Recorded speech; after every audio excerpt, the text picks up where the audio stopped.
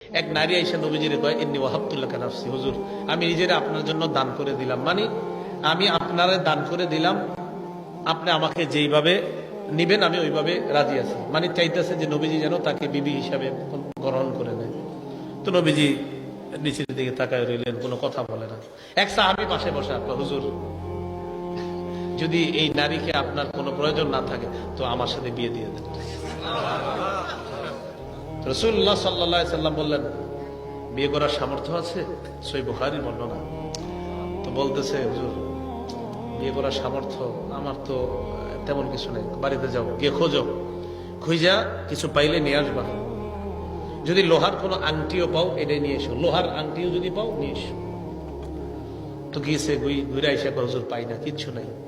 হুজুর ইল্লা ইজারি হাজা, আমার লম্বা বয়ান আছে, ইল্লা ইজারি হাজার, আমার এই তহবত। তহবত মানে এখনকার যুগে হাজী সাহেবরা দেখবেন গিয়ে এই হাতা কাটা একটা লম্বা পরে কিছু একটা এখান থেকে, মানে পুরো একটা। তো ইজারি, যদি ইজারের বাংলা অর্থ হলো লুঙ্গি, ইজারের বাংলা অর্থ কি?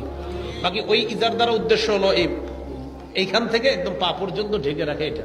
তো আয়েশা বলতেছে, হুজুর এইটা ছাড়া আমার আর কোনো সামর্থ্য নাই, চিন্তা করেন।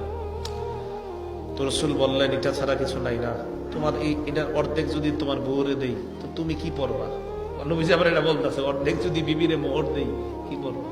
না না, বিয়ে হবে না, যাও। তো যাবে, এটা কয় দাঁড়াও দাঁড়াও, হাল মাআকা মিনাল কোরআন, কোরআনের কিছু পারো তুমি? কয় জি। কি পারো? সূরাতুল কাযা ওয়া কাযা, অমুক অমুক সূরাটা আমি পারি।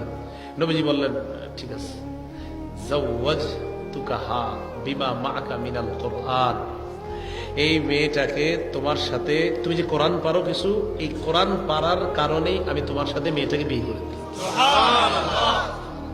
কি বিয়ে হয়নি?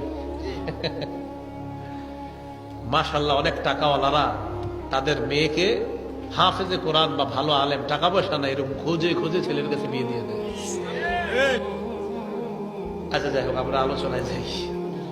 তো বলছিলাম, পবিত্র সম্পর্কের সূচনা হবে বিয়ে দিয়ে।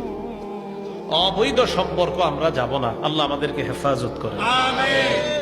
তিরমিজি শরীফের 1080 নম্বর হাদিস, قال رسول الله صلى الله عليه وسلم أربع من سنن المرسلين, আল্লাহ নবী বলেন সমস্ত রাসূলদের সুন্নাত চারটা। বলেন সব রাসূলদের সুন্নাত কয়টা? এক নাম্বার আল হায়া, লজ্জা। সব রাসূলের সুন্নাত হলো লজ্জা। এক নাম্বার লজ্জা। বলেন এক নাম্বার লজ্জা। লজ্জাটার এত অভাব আমাদের, ছেলে মেয়ে, বাবা মা, ভাই বোন, পারিবারিক বন্ধন অটুট রাখার জন্য